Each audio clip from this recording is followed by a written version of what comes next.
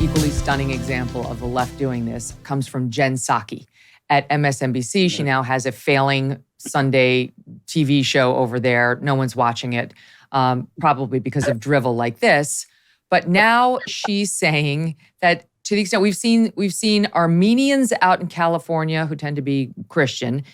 We've seen Muslims in, I think it was Maryland and another state, come out now. Same as many white people and many Catholics and many Christians have in various states to protest the exclusion of parents from the agendas in these schools, which are becoming more and more radical on the LGBTQ issue. And so Muslims most recently came out protesting in Maryland. And you could go back a long ways to find out why Muslims object to the LGBTQ agenda, the way it's currently being taught in particular.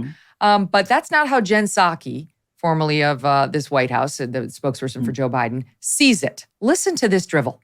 The GOP is trying to recruit Muslim Americans, a community that makes up less than 2% of the U.S. population, against another tiny marginalized group of Americans, transgender people. It's important to remember that back in 2011, during the Republican primary, the right wing had designated Muslim Americans as public enemy number one.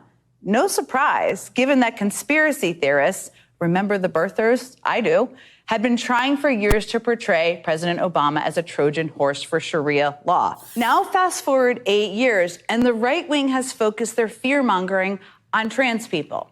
And who better to go after the new enemy than the old enemy? Let's be clear. This is the same old GOP playbook. Another cynical ploy to tear at the fabric of our society and damage the idea that out of many, we are one. All because they want so desperately to regain the White House. Whitey is at it again. It's the whites trying to pit the loving Muslims who have always been pro-LGBTQ against the poor trans people.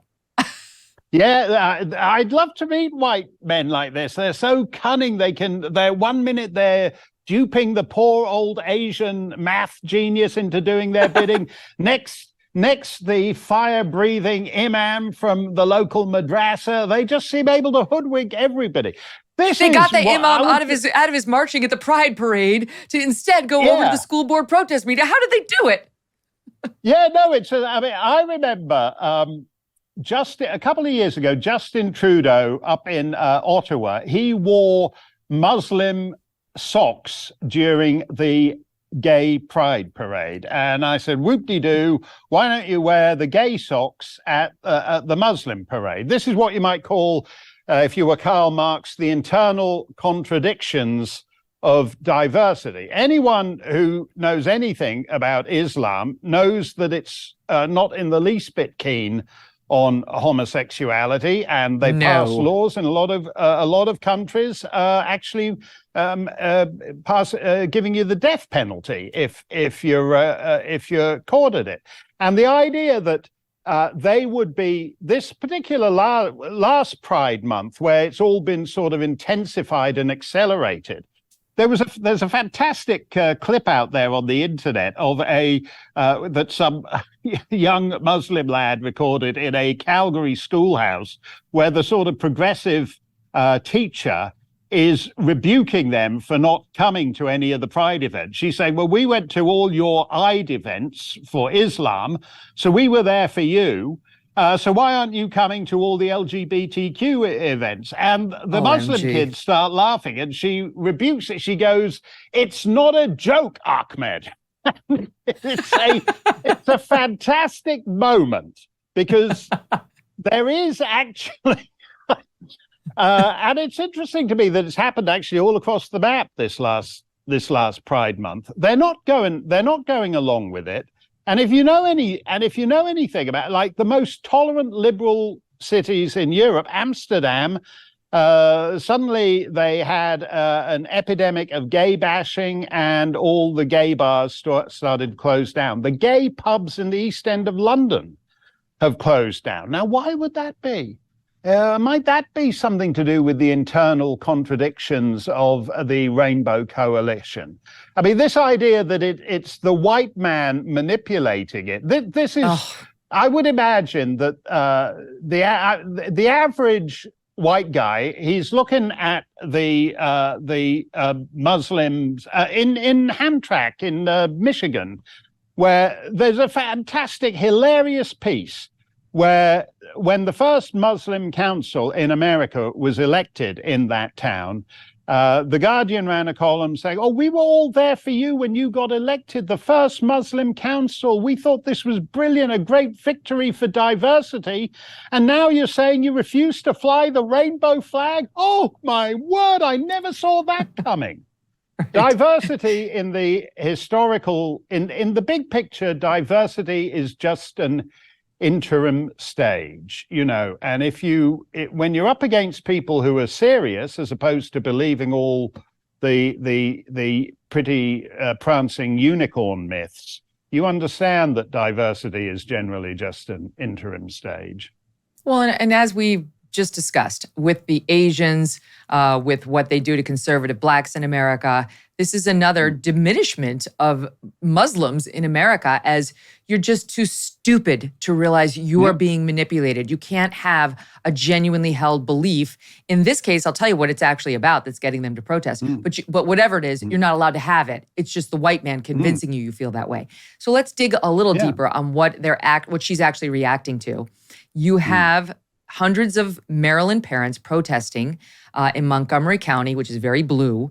Why are they mad? What actually drags a parent out on a weekend to protest? It has to be a lot. Parents are busy. You know, they've got jobs, they've got kids. They don't really have a lot of time to protest, but they did it on Tuesday outside the Board of Education meeting because Maryland's largest school district will not allow them to opt out their children from books and lessons that have certain LGBTQ lessons that they find objectionable. Maryland state law doesn't allow the opt-out provision unless it's a specific unit on sex ed. And this isn't technically sex ed. They've folded it in under English language arts curriculum. And these parents think it's inappropriately sexual and has messages with which they do not agree when it comes to trans people. And so they're going out there saying, you can teach what you want. They're not saying you have to shut down the lesson plan, but there are kids and we should be permitted to be able to opt them out. And the school says, no, you can't. Your kids will sit there. In fact, the quote from the president of the district's teachers union is as follows: students must have texts that reflect the many identities people have. They must. You may not opt your child out of those texts or the lesson plans and so on. And so they came out to protest. Similarly, they did the same in Dearborn, Michigan, not long ago. And still, this doesn't get covered on its substance, a debate about whether the parents are right or wrong or what's in the text. It gets covered by MSNBC as the white man is evil and manipulative, Mark. Yep. And in fact, this is, this ties back to what we were talking about with why 52% of the student body at Harvard would be Asian, because this is I'm really the last person to ask about this, Megyn, because I went to an English boys' school and we were expected to pick up all this sex stuff in our own time. You know, they didn't really care what it was we were into, but they didn't think it was something you needed to teach in a classroom. They thought the classroom was there to teach you arithmetic and Latin and biology and all the rest of it. And if you wanted to learn about various sex acts, which is a lot of what these so-called textbooks are about, you were supposed to pick it up behind the bicycle sheds during recess and not expect teacher to know anything about it. And so we have completely inverted the principle of education here to the point that it has become, I don't think it's an exaggeration. I mean, I'm absolutely astonished by the sexual explicitness of some of these books, because it's teaching what used to be regarded as fairly abstruse sexual practices that anybody who is remotely interested in them, should be able to find out about on their own time. And the idea that you actually teach it to 7-year-olds, 8-year-olds, this is actually a form of child abuse. It's the sexualization of childhood. And apart from anything else, it's contributing to the great moronization of society.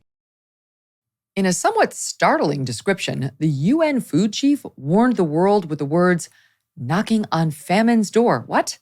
He called what we're facing a perfect storm of a perfect storm. And he's not alone in that view. A Barron's report says a food shortage could be coming even in the U.S. Farmers see it too. John Boyd Jr. is a fourth-generation farmer. He recently said we're going to see empty food shelves in the coming months. That's why getting survival food is more important than ever. Create your own stockpile of the best-selling 4 Patriots survival food kits. It's not ordinary food. We're talking good for 25 years, super survival food. Hand-packed in a family-owned facility in the USA and giving jobs to over 200 Americans.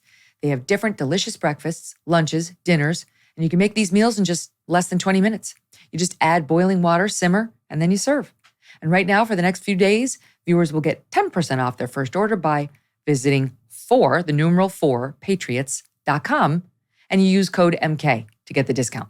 Go to 4patriots.com. Use the code MK to start your own stockpile today.